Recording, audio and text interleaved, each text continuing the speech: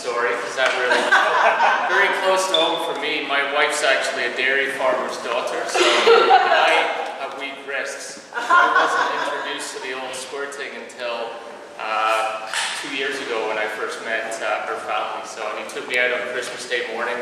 First time I'd actually met him, took me into the bar, and he's like, "This is how you do it." He had me there for about 5 minutes, and then I turned around, and of course he's got the big thing on the other standing behind me, and he's squirting milk at me. So that's why I have weak wrists. Didn't do it when I was young.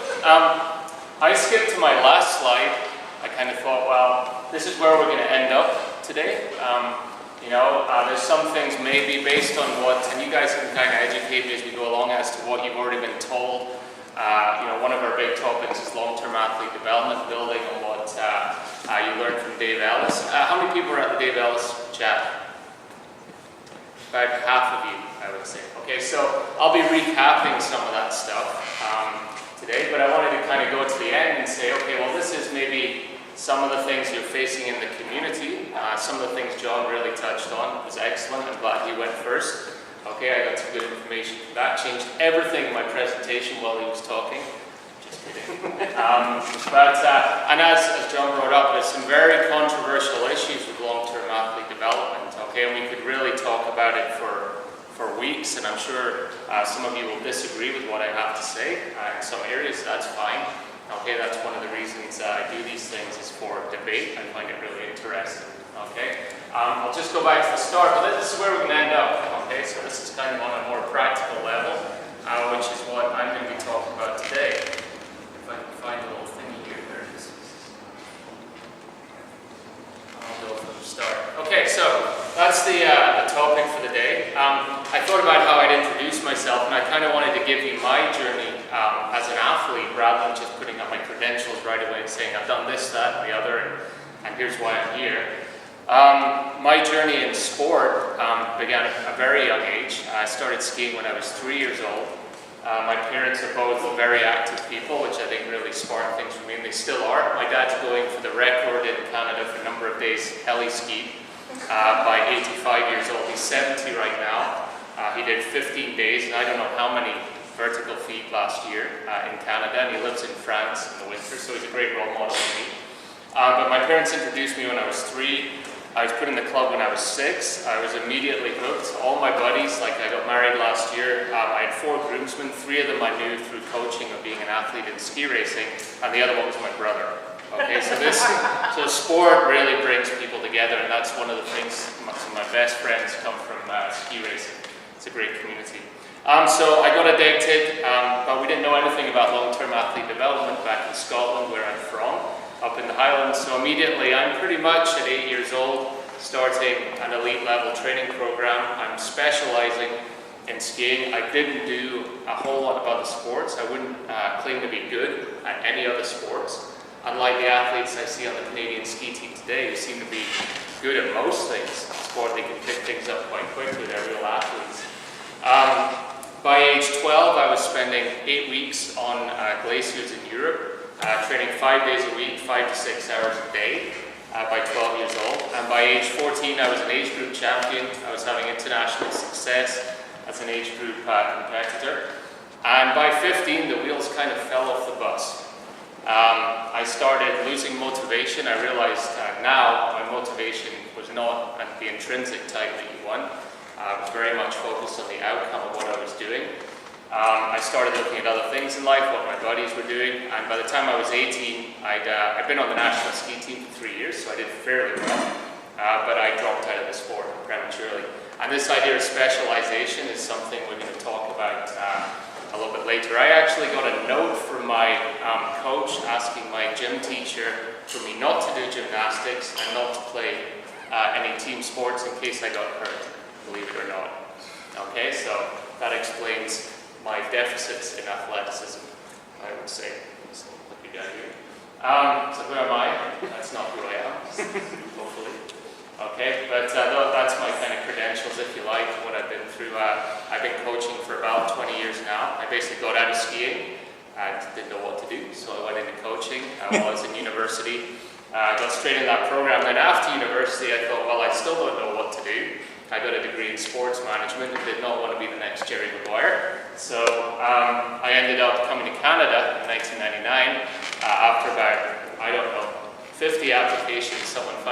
mercy on me and gave me a job at the National Ski Academy in Ontario.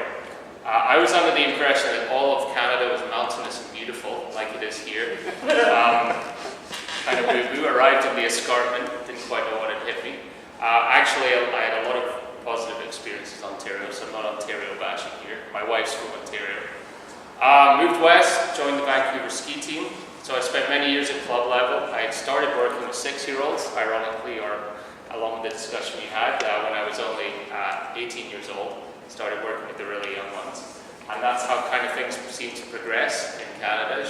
When you have the least experience, you work with the youngest ones, you get more experience, you get to work with more experienced athletes, and so on and so forth. So it's all a little bit back to front, but that's how it happened. Did the Vancouver ski team for 3 years, coached them, provincial team for a stint, and then got an opportunity to work with the national ski team, so moved out to Calgary.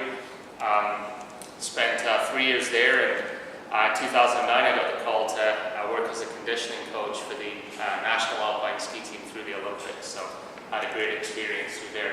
I currently train young athletes in a variety of different sports. As a strength conditioning coach now, I still work as a part-time coach for my ski club in Vernon, and I'm a director of sports science for BC Alpine. So I actually have a training business, Fit Solutions is what it's called. I have 2 different kind of sides to my business. I do athlete development, so this sort of thing, strength conditioning, periodization planning.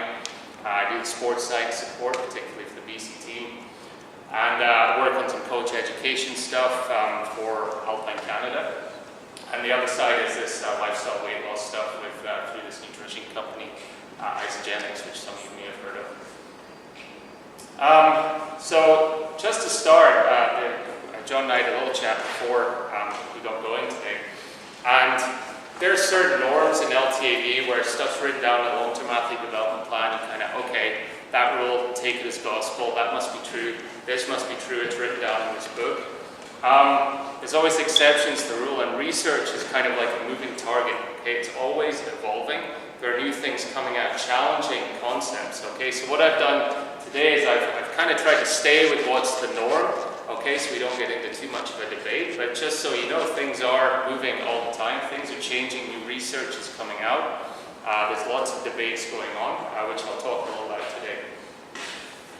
As Arnold says, break the rules. I think Arnold broke a few too many rules in his life, but I think what he was driving at when he came up with that mantra was, take some risks. If you want to get somewhere in life, you have to take some risks and think outside of the box with what you're doing. I've been panicking the last few days because we just had a training block with the BC team. It's incredibly intense. I tried some training methods I haven't done before, and they go straight in a week later. They had a regeneration week, they go straight into physiological testing, and I was crapping it, really, honestly, because I was sure I'd read them, and just didn't. I was like, oh, it's all new, I don't know if I've done the right thing. I just got their testing results, and they were amazing. They were some of the best I'd ever had, so sometimes you have to think outside the box and take a little risk. Question for you guys, and this is very generic, but why, and we kind of talked about this with John there in the first presentation, but why is this stuff important? Just throw some ideas out. Health. Yep. It's fun. Good. What's that? Keeps you happy. Keeps you happy? I didn't write either of those down. It keeps you mentally engaged. Yep. Builds friendships. Yep. Any others? These are just, I just kind of wrote down whatever randomly came into my mind. Okay, so we want to be healthy, active adults. That's the sport for life mantra.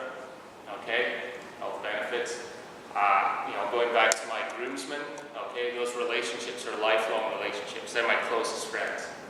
Okay, I really believe in this one. I'm a U16 club coach, and whenever I hear a parent come to me and say, I'm taking my kid out of the program because they're going to do better in school, because they're going to have more time for school, do you really think they're going to spend more time doing schoolwork? No.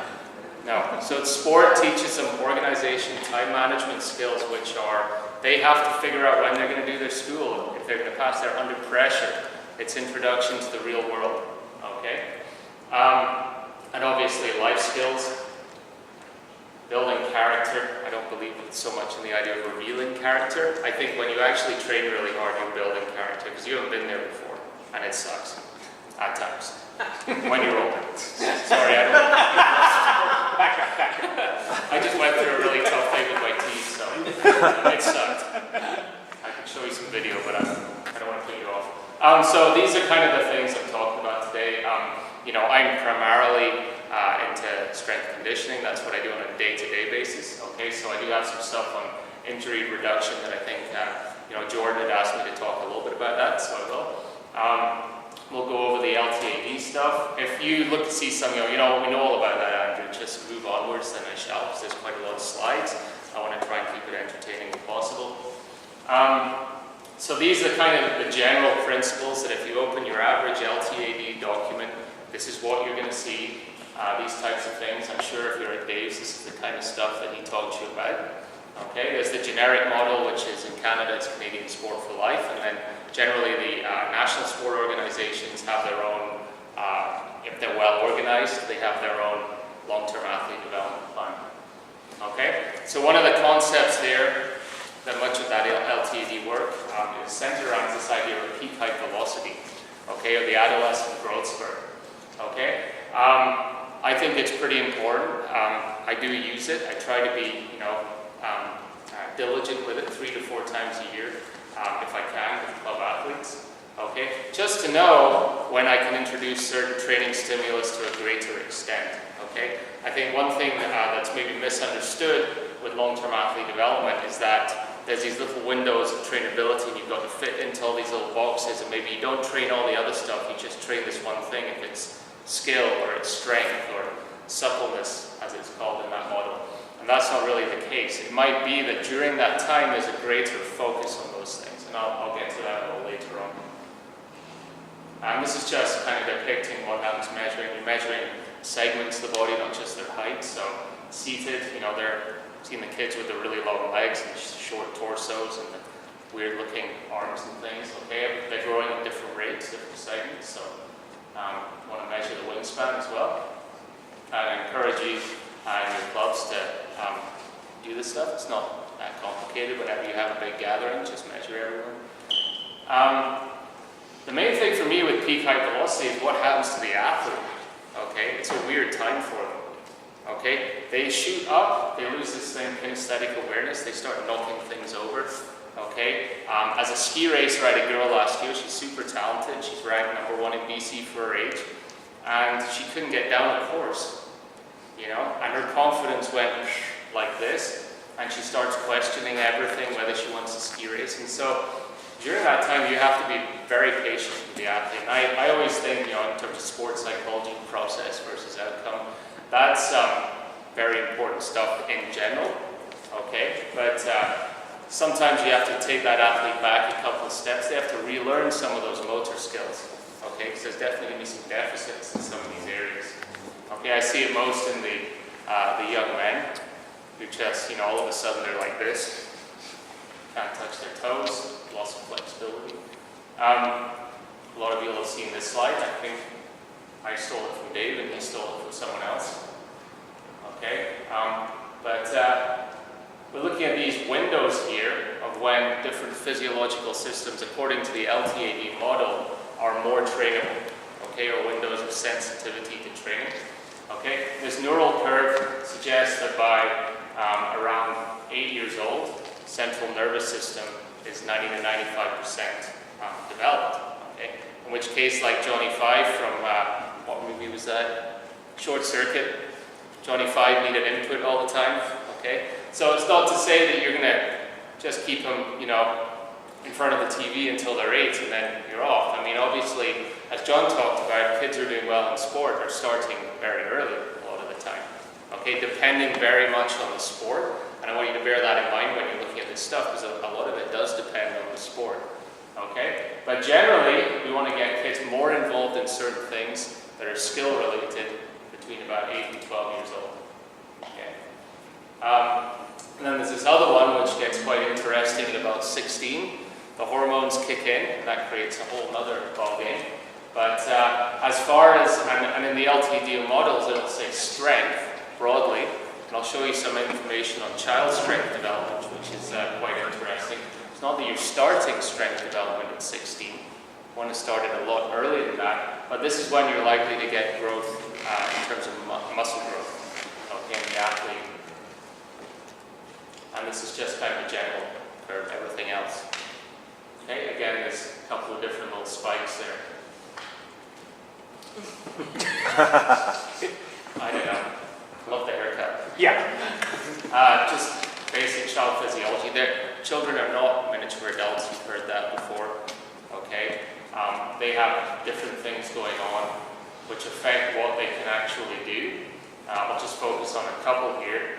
Anaerobic capacity training with a pre-adolescent athlete, in my opinion, is a total waste of time.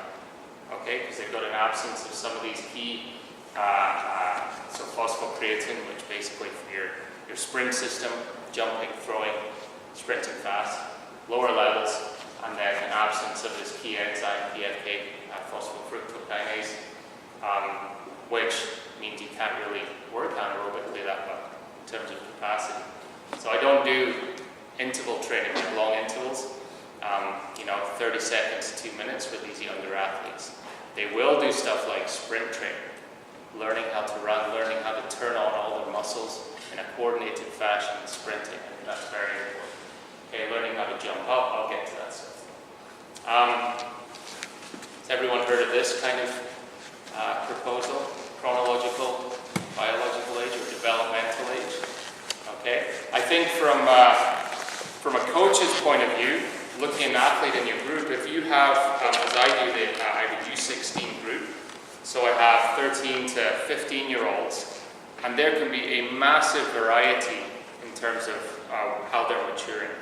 I might have kids who look like they're 11 or 12, and I might have kids who look like they're 17 or 18, and they might have a broad spectrum of training ages. So it's a very difficult level to coach and individualize for. Okay, so I think as a coach, you just have to be aware of it, that you have to look at each athlete as an individual, not prescribe the same training for every single person, just treat them as 15-year-olds, for example. Okay? I stole that from Dave. That's, which guy do you think made it to the national ski team? The little guy. The little guy? No. The big dude made it to the national ski team. I don't even know who the little guy is. Okay? But the big guy, so the way the system's set up is really in favor of the big guy. He made it onto the World Cup circuit, but then lasted about a year and a half, had some injuries, blew up, and he was done. Who's that? Kelby Halbert's the guy on the left. That was him when he won the Canadian Junior J1 Championships, I think. Or maybe the Juvenile Championships. Well, quite a long time ago. But I like that slide because it's a really big contrast. Okay, and what they can be like maturity-wise at this age. Okay, so you've got to respect your biological or developmental age. Really important when you look at your group. Okay, they're not all capable of the same things, and those late maturers, they need encouragement. They might be super skilled, but they just haven't developed until yet. They don't have the strength and power. What we tend to do is we see the early maturer, that's the one who's successful. Maybe we select them for more teams. Okay, so then they get better coaching in our system.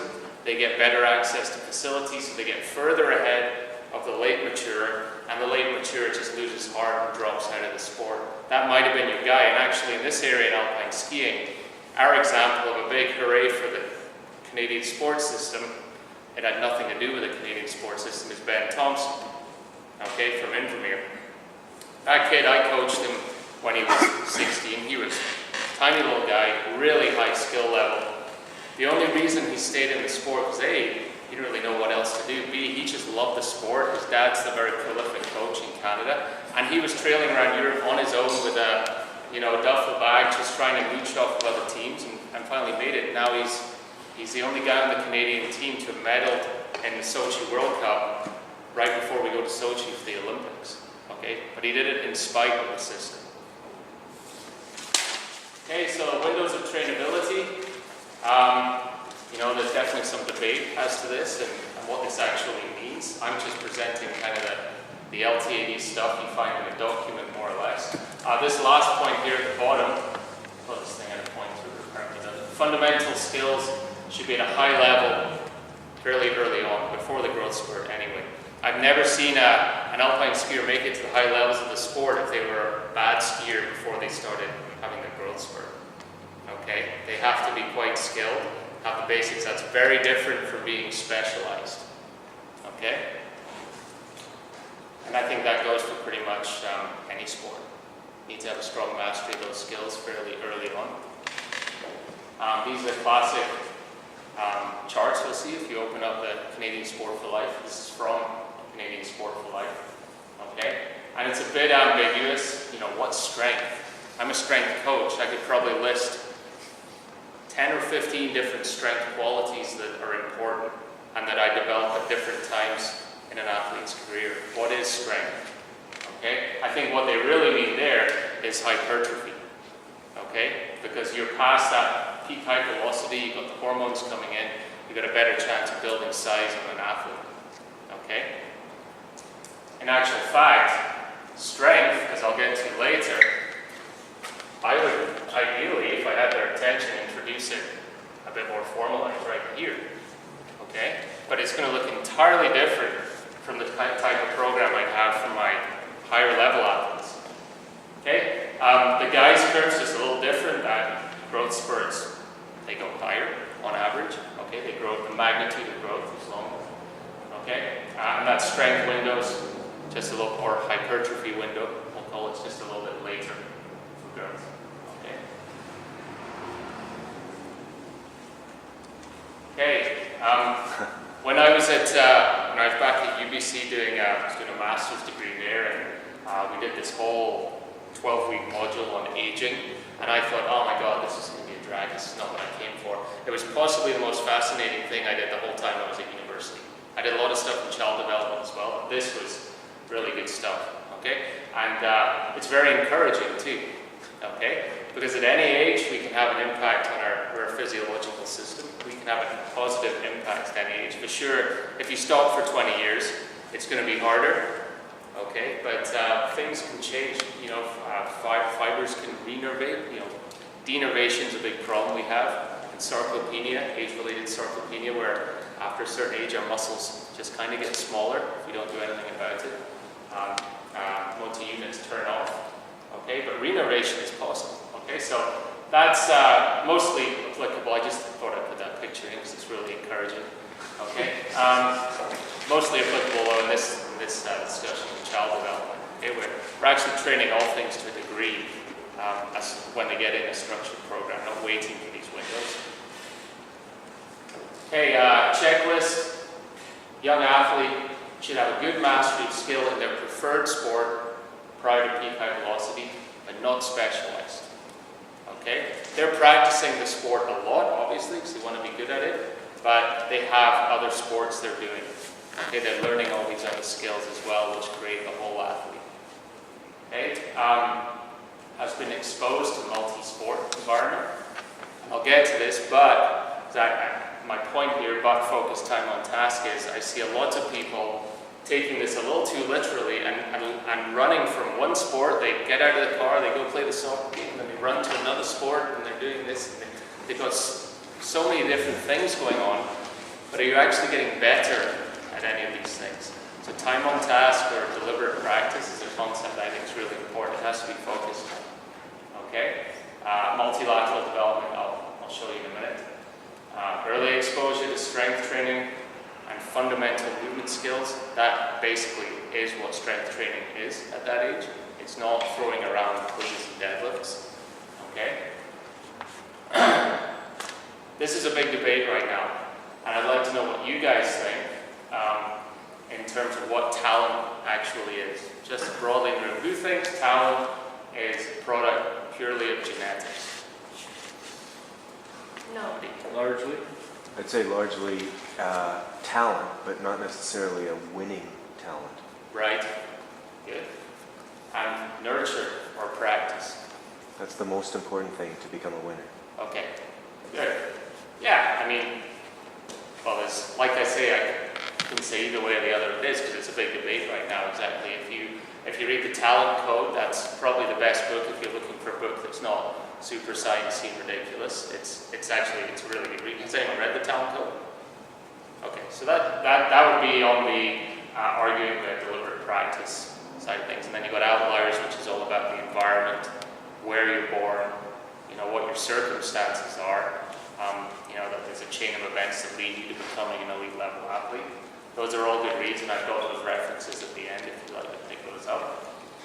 I believe it's a combination of both, and it depends entirely on the sport.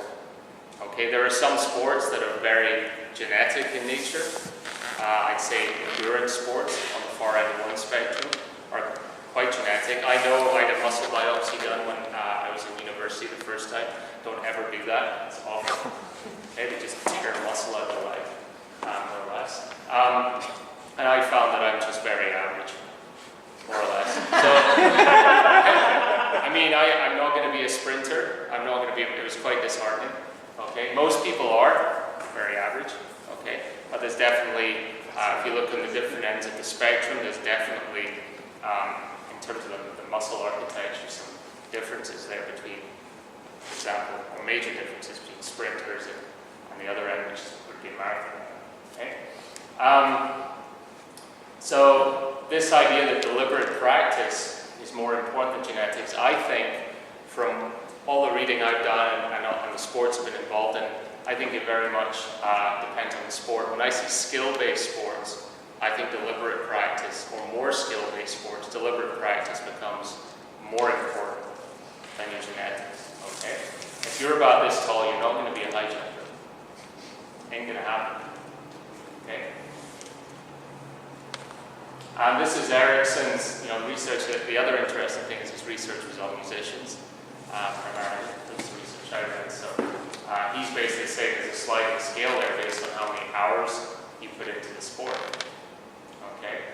And the very amateur people just don't put enough time in terms of practice. So what is this deliberate practice? And I do believe in this, and I really encourage this in my athletes to get the most out of training sessions. So in terms of coaching, I think this is very important. It's very hard to do. So focus attention, working on your weaknesses. People do not like working on their weaknesses. You want to do the things you're good at because it looks better and it increases your confidence. Expert feedback from coaches. You need good coaches who know what they're doing. Okay? You got to push beyond that comfort zone where you're like, everything's good, everything's flowing. No, this is not good. I'm not necessarily enjoying myself all the time. Okay, working on weak links. And then, according to the time commitment, you have to do that 3 hours a day for 10 years. Okay, to become an elite level athlete. That's pretty tough. Okay, but there's been research fairly recently that questions this idea of 10,000 hours and documents showing that there are elite level athletes who are getting there much sooner than 10,000 hours. And there are people who've done 25,000 hours and still haven't become any good in sport. Okay? But I do think it goes back to how are they practicing, not how much are they practicing. Okay? This was a study of a Danish population. I can't remember in what sport, but it compared near elite athletes with elite level athletes, and it looked at their time commitment to the sport throughout various stages. And this kind of moves me on to the concept of specialization. How much they practiced at certain landmarks in their careers. Okay, so you can see in 9 to 12 years, that near elite group that hasn't quite made it, by made it, the elite groups performing at an international level, podium results. Okay, you can see the near elite group practice 2 hours more in that sport, so it's a little bit more specialized in 9 to 12 years, and then 2 hours more in 12 to 15 years. But by the time you go to 15 to 18 years, they're practicing 5 hours less, and then by the time you get to that elite level, so to speak, or close to elite level, you're looking at 8 hours less. Why do you think that would be? Athlete burnout. Could be, yeah. I don't know, because School jobs, girlfriends, yeah, all kinds of stuff, yeah. sick of training. Remember my story at the start? Yeah. Just got bored of it, didn't want to train that much. Maybe there's more left in the tank, I don't know. There's a lot of these questions aren't really answered, but this is definitely supports the idea that doing too much practice in just one sport from an early age, it's hard to sustain that.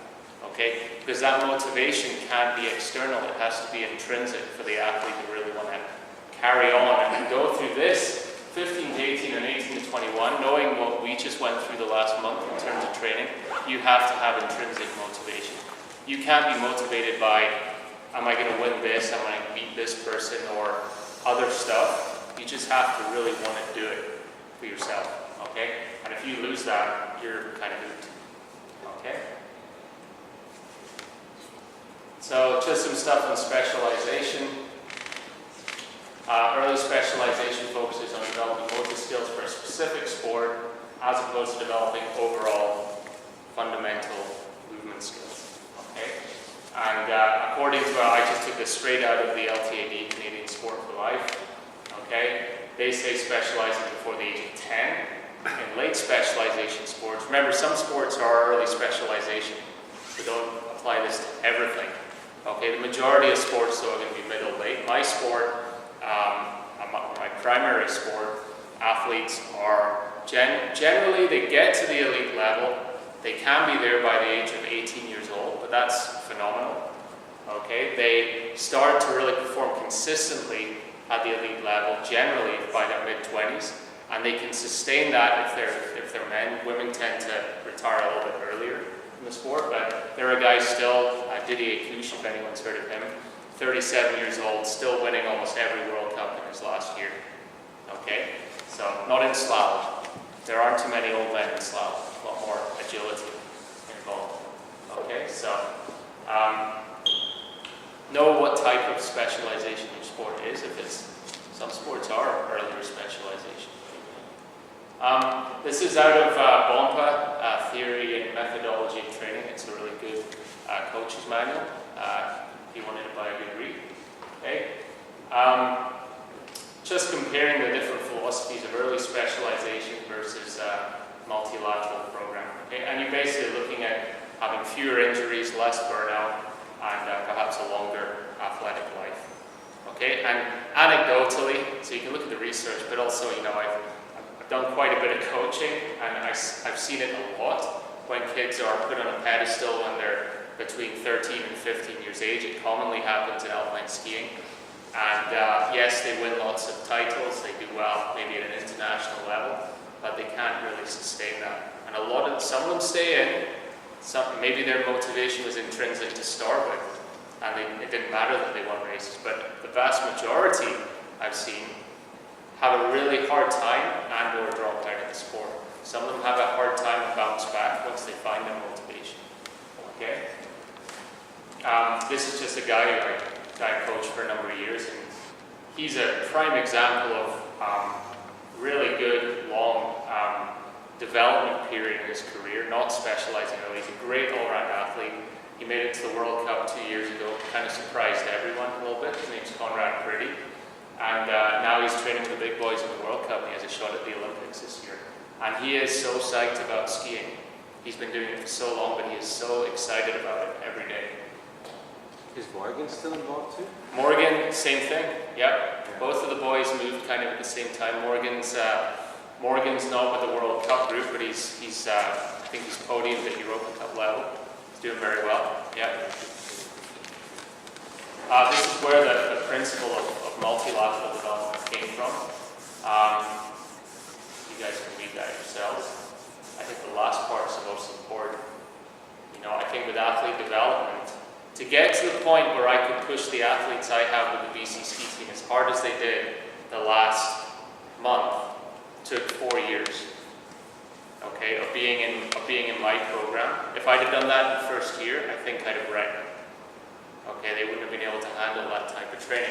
But after 4 years of training, of working volume and intensity, gradually building them up, increasing their knowledge, they're now in a place where they can actually do that stuff. Okay, so regardless of the age, you have to follow this progression.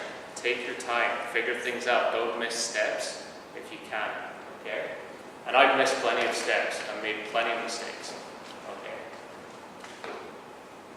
Again, this is out of the LTAD document. These are all the kind of, you know, if you're thinking of physical literacy that athletes should have, they should be able to throw, kick, jump, run, swim, climb, balance. All these things I like to see an athlete when they first come in the gym or onto the field for a workout. I throw a ball at them, say catch with one hand, got it, no problem. Okay, kick the ball, kick it with your other foot. You know, if a kid has that at 10 years old, it's like, wow, this is really cool. They've been doing some stuff here. Okay, that's just kind of a word sense. Okay. ABCs of sports performance, ABCs of athletics, KGBs. I think I stole that from Dave too. And CPKs. I think Dave stole it from someone else. It's okay. Okay, so that's all the LTAD stuff. I'm going to kind of talk about how all these different components of fitness, how you kind of do that in practice. Okay, and I've got some guidelines, I've got some videos, I've got some stuff on injury prevention, which I think are important. That's the quad show. I feel bad for the guy in the middle, but he actually has quite big quads. Those are our BCT boys showing off their set. They're quite proud of their girth. Okay, strength training. So I believe in beginning early. Actually, I'm involved in our Pacific Sport Okanagan program in Vernon, starting working with swimmers actually, working with freestyle athletes, with alpine athletes, speed skaters, various team sports through that program. And I had my first group last year of 10-year-olds in the gym. Right away I'm like, no, you can't do it like that. I don't think they should be in the gym. Can we find somewhere more fun for them to actually do this stuff? And so we started taking them out in the fields or different environments that would work out. And I don't necessarily think they need to be in the gym, okay? We're working on fundamental movement skills, so moving their own body, okay? Learning how to do all sorts of stuff with their body. I think it's ideally an athlete can handle their own body weight through things like squats, push-ups, chin-ups before they even touch a weight, but in most cases they don't, okay? We're going to progress then to lighter resistance. This is pretty much logic, okay? You're not going to go straight to a huge weight. I like teaching the Olympic style movements with broomsticks and stuff with really young kids, and if you think of that skill development window, young athletes, why wait till they're 16 to teach them how to do a snatch, for example? Okay? Snatch is a powerful movement from the floor overhead into a full depth squat. Why not just have them learn that movement pattern with a broomstick so it's less frustrating when they get to 16 years old? Okay, because it will be frustrating at 16 years old trying to do that stuff. Okay? A lot of work I did when I was doing my graduate degree was looking at the strength gains that are possible with young kids, or pre-adolescent athletes, I should say. Okay? And the take home is, yes, significant strength gains are possible. Obviously not from, as we talked about earlier, a muscular size point of view. Okay, but they're going to get this neuromuscular recruitment benefit where they learn to call on more motor units in a coordinated fashion.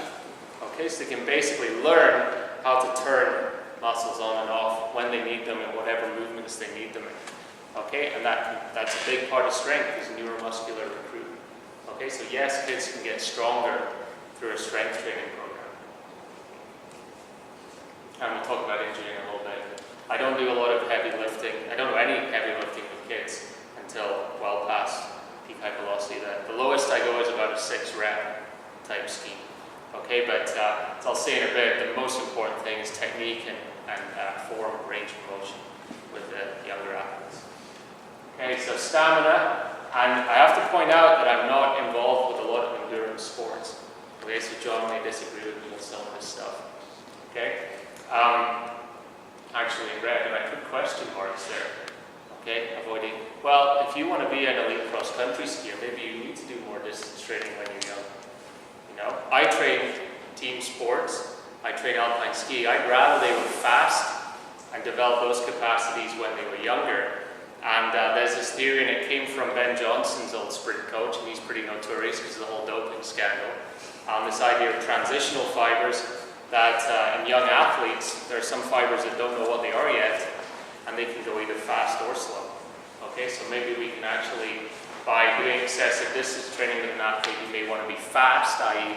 I think in soccer it's way more important to be fast and have really great endurance, because who cares if you recovered quickly from sprinting if you were the last one to the ball, right? So personally, with the group of athletes I work with, I encourage them to have a skill element in their endurance work, so they're doing more biking, mountain biking, not road biking. Oh, you road biking, but I'm doing more type of team sports, getting their endurance through that sort of stuff. That's not to say don't go cross-country running, but don't go biking. Okay? It's just not something that I give them a very structured, long-distance aerobic training program before they grow. Okay? And again, a lot of coaches in different sports would disagree with me on that, so that's just how I do think of my athletes. When they get post P-type velocity, then they get rammed with endurance training. Okay? We do so many miles on bikes in the summer, and that's just because ski racers, for example, they got to perform very frequently and train at high altitude.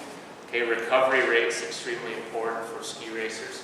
So you get a lot of repetitions of high quality, and so then we do an awful lot of endurance. Okay, go through these little things here, all the elements of speed, agility, and I'll show you some videos in a little bit about this. In terms of injury reduction, landing mechanics, super important. Explosiveness, you develop that a little bit more later, I think, once you've learned the basics of jumping. And then these are some of the things I use more with the higher level athletes, finals and med ball, Olympic style ones. John touched on this, flexibility and mobility. It's actually yeah. So flexibility, passive range of motion. Okay, I use someone maybe just laying down, someone stretching a leg, flexible. But how can you do that when you're standing on one leg and touching your toe? Okay, so more of a combination of an active range of motion incorporating maybe some instability. Okay, and as John said, I'm doing more mobility work in the dynamic warm-up before they start doing their exercise, and work a specific warm-up for what they're doing. And then flexibility training is either a separate workout or afterwards. Okay, I think it's important to do this stuff early with young athletes, so you habituate, okay, that this is something that you should do. There's also that little window of trainability there that says we should work suppleness early. Kids are really supple, they start to get unsupple when you train them, right? You know, when I get the kid in the gym for the first time and ask them to do an overhead squat, which very few of my elite athletes can do very well a lot of the time because they're so tight like this, and 10-year-old kids put the dowel over their head, they'll sit right down on their heels. Okay, so I'll get to maintaining those attributes because that's really important. Okay, injury prevention. So what do you guys think are the greatest predictors of future injury? Poor bugger, eh? What's number one? Just throw some ideas out there. Anything? Being French? I think he's French. Flexibility? Could be. Not number one though. Not knowing the procedures, not knowing how to be safe in the environment that you're training in. Could contribute. Balance, strength training. Absolutely. Could Not be. warming up. What's that? Not having an appropriate warm-up. Not having an appropriate warm-up is huge. Nutrition. Yes. Going into low blood sugar state and then sending yourself down a downhill run at 120 kilometers an hour. Probably not good for your cognitive abilities. The number one predictor is previous injury. Okay? If you've been hurt before, the likelihood of you getting hurt again is greater. And I have one skier who's had 3 ACLs on the same knee, and now she's retired. She just kind of went, enough's enough. She didn't get hurt this last year, but she's kind of thought, you know, I want to be able to walk when I'm 60, so it's over. And number two, limitations and asymmetries, which is a lot of what I try and address through strength training programs or conditioning programs. I stole this slide from a previous professor, just on some of the stats that he'd been looking at from studies. So previous injuries, number one. Asymmetry, and asymmetries can be one side to the other, or front side muscle or agonist to antagonist. So hamstring, quad asymmetries are huge. in ACL injuries, for example. Okay, motor control. So you land a little bit funny off a jump. A certain muscle has to kick in a certain sequence. If it doesn't, ACL goes or something goes. Okay, BMI or fatness is a big one. Okay, just poorly conditioned athletes going out playing whatever, volleyball. Okay, I don't like to use the term stupidity so much, although I had a guy on our team got in a wrestling match and broke his hand last December, which was put him out for 3 months, and that wasn't good. Okay, but there's chance as well. Okay, some guy you're playing soccer, some guy comes in with the studs up and cracks you on the knee, Scottish style, breaks your knee. Yes, you can really prevent that. Okay, there's a paper I was looking at right before I came out here on gender. It said females have a 2 to 8-fold greater injury risk than male athletes. Okay, looking at some differences anatomically that happen particularly around puberty. Hips get wider, so females have a greater Q angle. That's the angle down to their knee. Okay, and we see a lot, especially when they first start conditioning or they're poorly conditioned, this valgus rotation like this on landing. Okay, whenever they jump or land, they do this because they have poor glute control and poor core stability. Okay, so definitely those are things that need to be addressed in the program. They tend to be very quad dominant compared to males, young female athletes.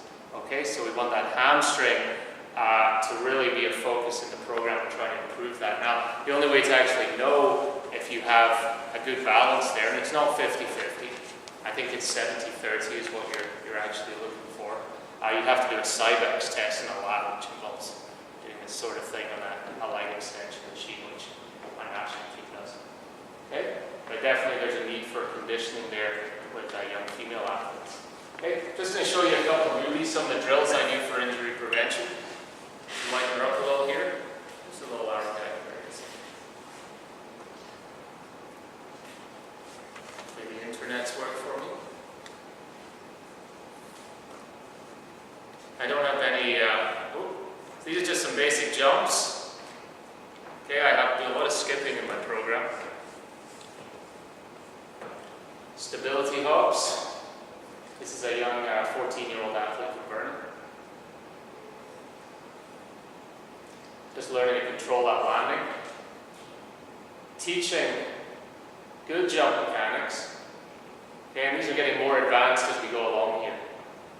Okay, this one's particularly hard. You jump forward and then you have to jump vertically. Okay, really good for that control of the landing and then movement away from the forward. Very challenging. And this is probably the hardest one. Okay, so those aren't what I consider plyometrics. Okay, those are just that's some basic jump training. Okay, back here. Plyometrics. So I work with a spring coach in Vernon. I'm not a spring coach, but there's a really good one in Vernon, and just borrowing some drills from him, some basic bounding, learning how to create some explosive qualities.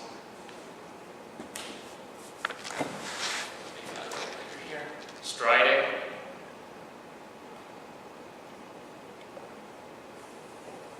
This is more kind of ski orientated, I guess. Diagonal.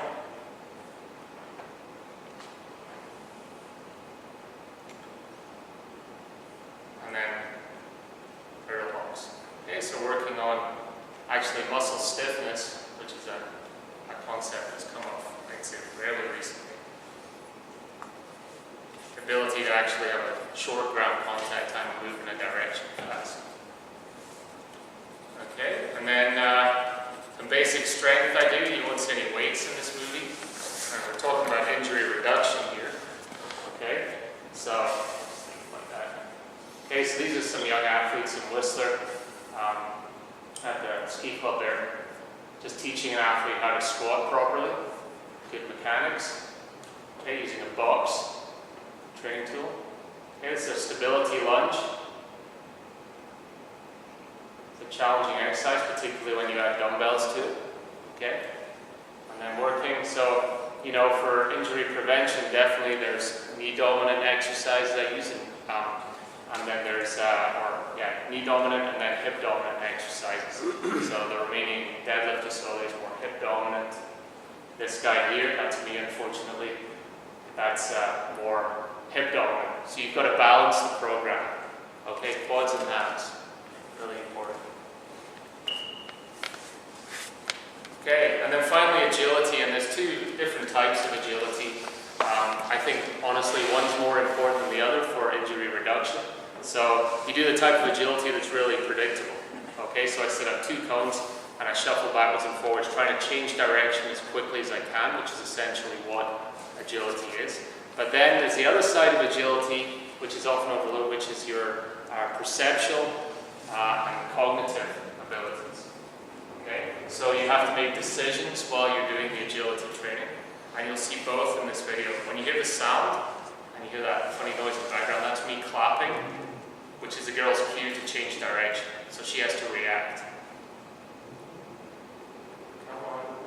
Where are you?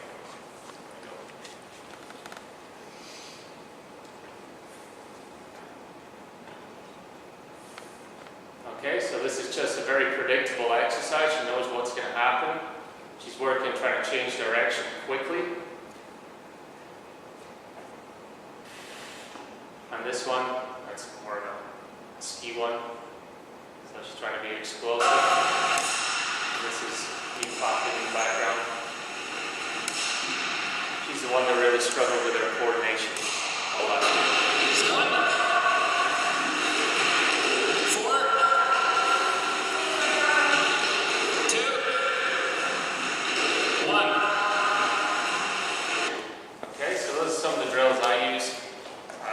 Making it unpredictable is good because sport's not predictable. You don't really know what's going to happen. Okay. My number one principle is if you get injured, you can't train. If you can't train, you're not going to improve skill. So your number one priority, if you have a conditioning program, is not to improve performance. That's secondary to reducing the injury risk. Okay. That's my opinion. I think a lot of strength coaches will go the other way on that one. Okay, strength training and injury. Who thinks strength training in young kids is going to wreck their growth plates? Anyone? I'm not putting my hand up, just waving at you. Depends how much weight, I guess. I mean, depends what extremes you're doing, right? Yeah, good. Okay. I just wanted to put this, and this was revisited by most of the national associations in charge of strength conditioning across the world. This particular one is from the NSCA, National Strength Conditioning Association in the States. That's the one I'm a member of. Similar studies or reports, so they updated the position, but similar reports were done in the UK, they were done in Australia, so they're some of the leading nations in sport. But they're basically saying, you know what, strength training, when it's supervised properly and has the correct progression, is safe for kids. It's actually going to, if you look at these stats here, the kids aren't getting hurt in the gym. They're getting hurt playing soccer, playing American football, wrestling, gymnastics. Okay? So the chances, and actually those stats, I look more closely at them, most of the things that are happening are not growth plate type injuries. They're from kids dropping plates on their toes or straining, maybe putting a strain in their low back because their coach turned their back for a minute. Okay, but there's not a whole lot of growth plate type injuries happening in supervised strength training. Okay, maybe they're having a couple documented from a kid trying way too heavy a weight in an overhead squat or a snatch and losing control or something like that. But kids shouldn't have been doing an overhead snatch in the first place if they're losing control out of it. Okay, so I think strength conditioning is absolutely crucial. Should be introduced at an early age to reduce the chances. You're not going to prevent injury. Injury prevention is a fallacy because injuries happen. Okay, but you want to reduce the risk as much as you can, and strength conditioning with good people will really help with that. Okay, and this is just some more stuff on growth plates. Okay, age-appropriate guidelines, progression. That's the paper that came out from the NSCA regarding this. How can we make it safe? Okay, experts, I put the ones I feel most important in red. Okay, expert supervision, follow progression, don't hurry the process, return to fundamental movement skills. Okay? There's a bunch more in there that I think are important. Form and range of motion precede load. Don't let the athlete break down technically. Okay? You mentioned the warm-up there. Absolutely critical. There's a lot of studies done on effective warm-up and reducing risk, whether it's through sport-specific practice or it's in the gym, reducing the chance of strains or other injuries. Okay? And with young kids, creating good habits in the gym early. Okay? If you introduce a kid to a gym early in their life and they have a positive experience, do you think there's a chance they can become a person who wants to go there as an adult? I think so. If they like going there and they feel good about themselves when they leave, I think it's habitual. Okay? Training progressions. This we talked about already pretty much. I just want to make 2 points here. These are little arrows. As you progress in load and complexity across here, and try not to think of it in terms of age so much, but that's kind of an easier way to express what progression we're talking about. Like, obviously, we're talking more about maturation each year, okay?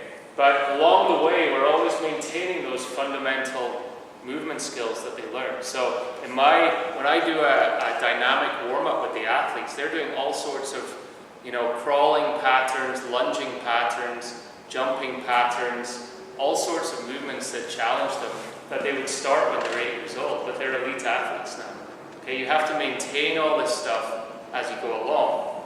Okay, I'll talk a little bit about functional movement in a moment and what happens to the athlete where that's neglected.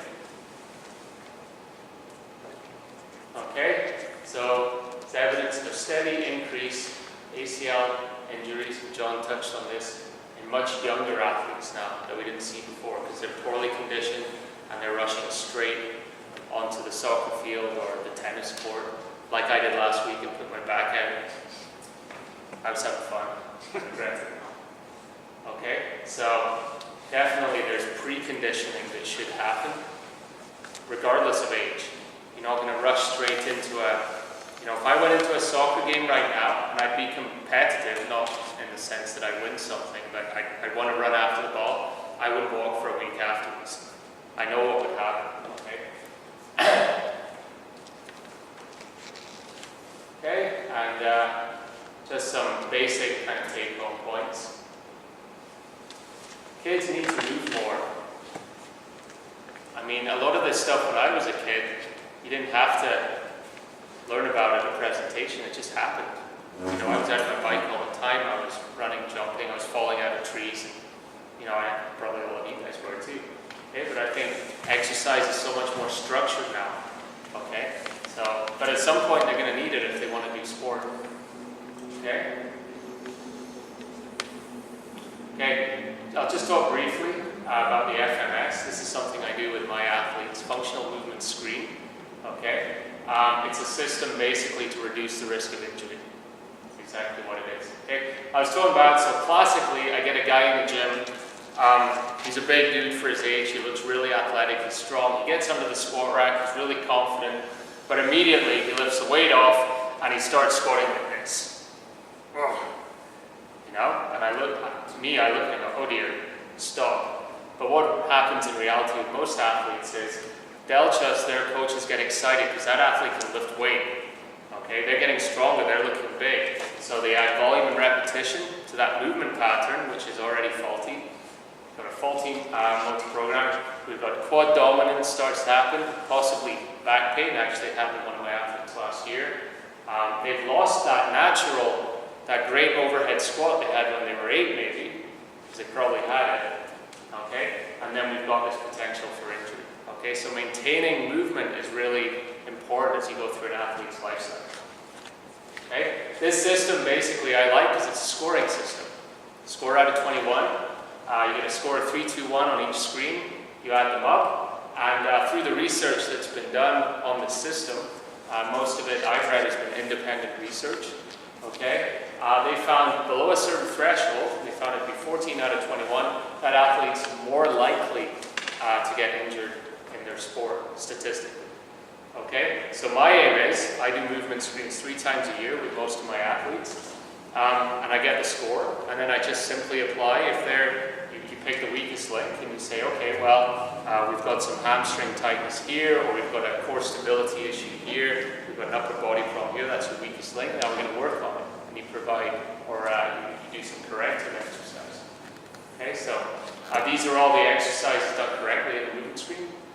Overhead squat, hurdle step. This girl got a 21 out of 21. She's the only athlete I've ever had did that, and she retired this year.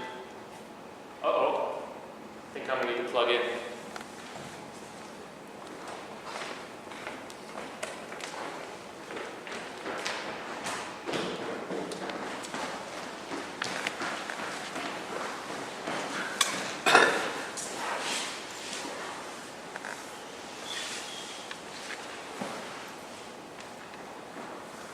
Is there a socket there? Jordan? Yeah.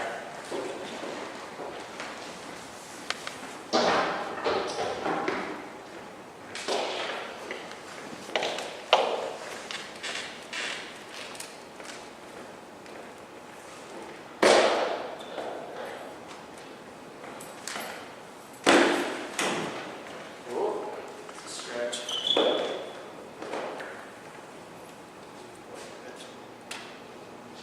Very good. All right, so just some of the movements we're looking at here in my lunge. These are all more related to for example, getting a physio screen done. Not to bash physio screens because I do them as well. I actually have the physio do the screen in the same room as me, and then I do the functional movement screen. We learn from each other about the athlete. Okay, but I think doing this is maybe more related to sports performance than doing something laying down on your back. Okay, both are very important. Just want to emphasize that. Straight leg raise. Looking at more than just hamstring flexibility here. You're looking at core stability and also mobility in the other side of the pelvis. Stability push-up. You only do it once. It's not that easy to do. We can try afterwards if you like. Pretty challenging because your hands are kind of out front. Okay, so it's a core stability as much as it is upper body. And then shoulder mobility, testing the thoracic spine as well. That one's incredibly hard. I rarely have an athlete pass that test. Okay, so we get a score out of 21. Any asymmetries found should be addressed first. So again, we're going back to injury prevention here, one of our #1 causes of injury. Okay, lowest score is second. FMS is a weekend course. You don't need any prerequisites to go and do it. Okay, and I think just screening the team is a good thing to do, and maybe working with a physio as well to do that, using both tools. I think both things can really help you get a better picture of where the athlete is at in terms of their movement and their chances of getting hurt in sport. That's kind of the take-home. Mobility, stability, athleticism. You're going to reduce the risk of injury. I guess I should have put athleticism includes fitness, right?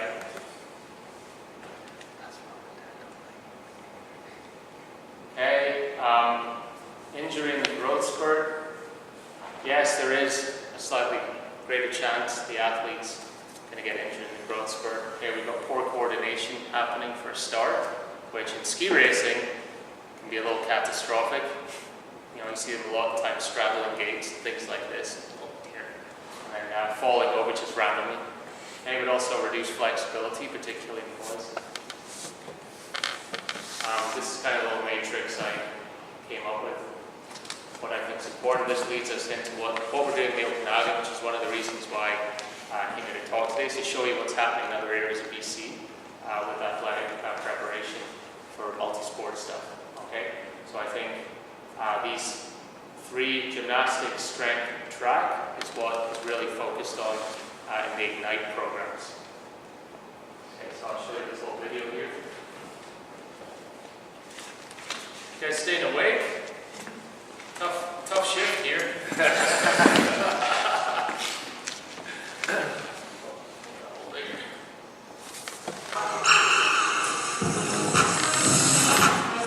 Are you British Columbia's next national champion? Or maybe Canada's next world champion?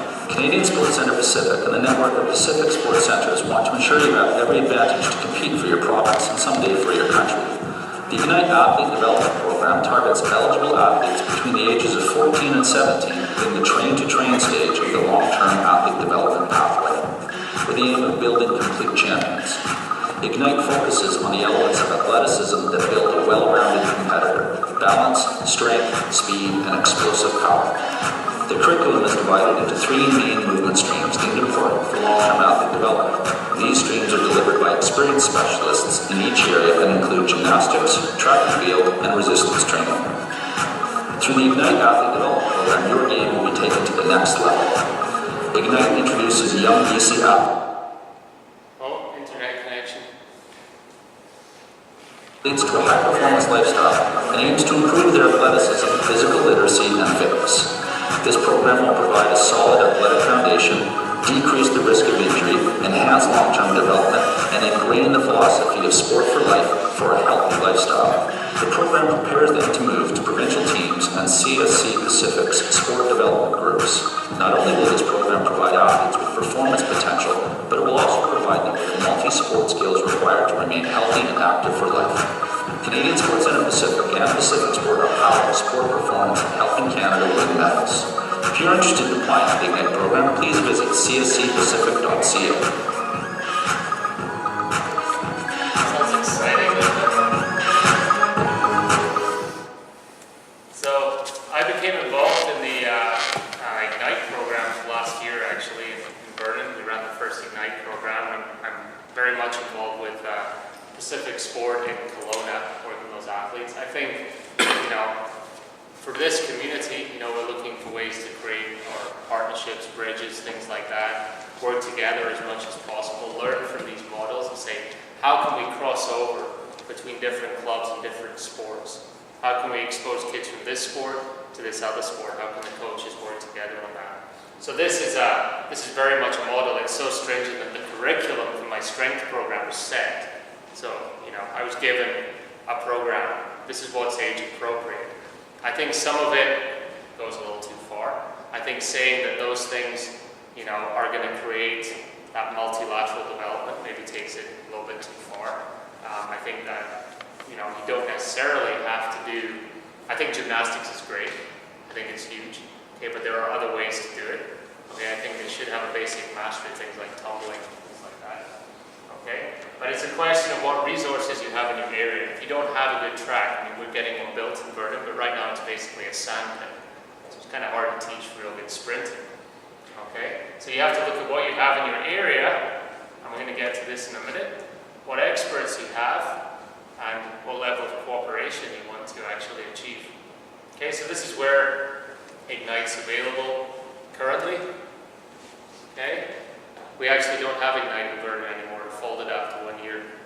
Okay, now we're into this TNT thing, which is a sport-specific Ignite program. Okay, so we have a TNT for skiing, where we do work with a track coach, do gymnastics work. I put some yoga in there. They have strength and conditioning, and then they have some other sports they do through the summer. And it's just a picture taken of meeting some athletes at the training center in Whistler. Okay, so definitely there's some good things about Ignite I like. They're all there. I think it does respect the principles of LTAD. Most importantly, I think when you go into Ignite, you get exposure to these higher level coaches in these disciplines.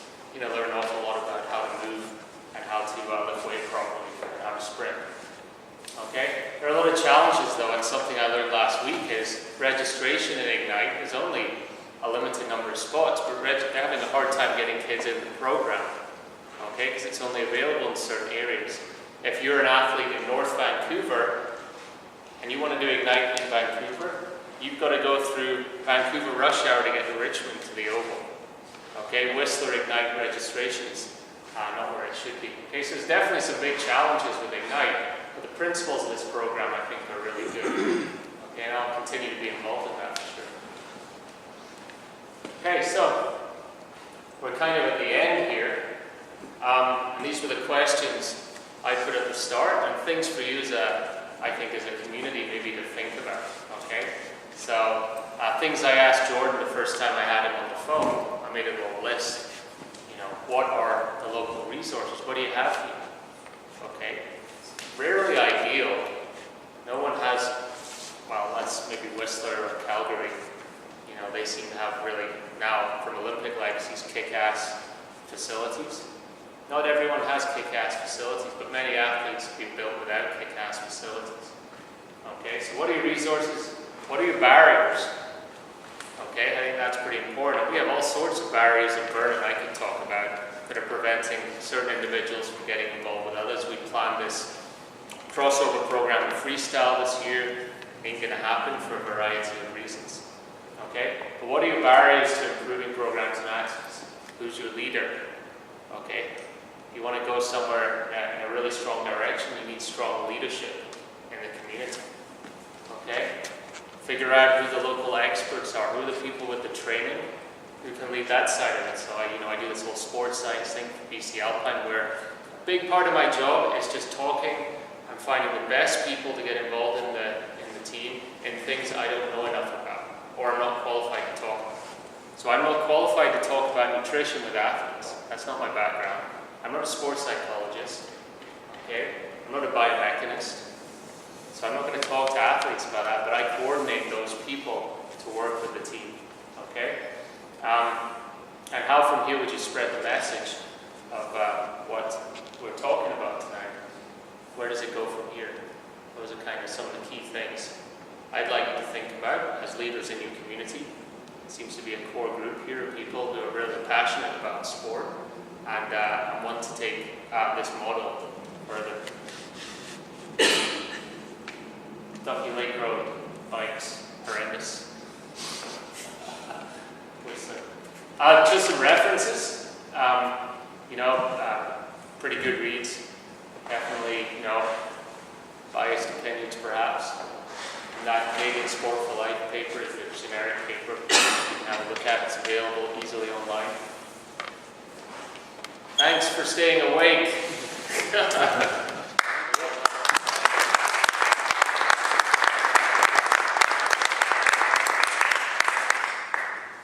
It's funny when we look at some of the different facilities. I've had a chance to tour around some of the different facilities.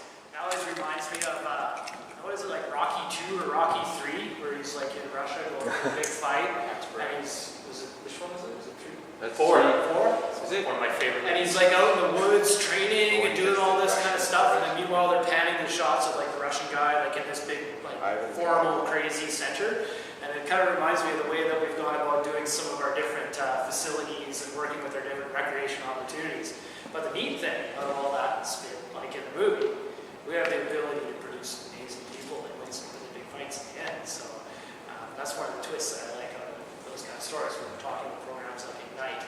And the idea of touching on the Ignite kind of programs and stuff is to plant the seed on ways that we might be able to bring some of that kind of stuff to life here. So, Andrew, thank you so much for coming out. Thank you. Thanks for having me. Share some information.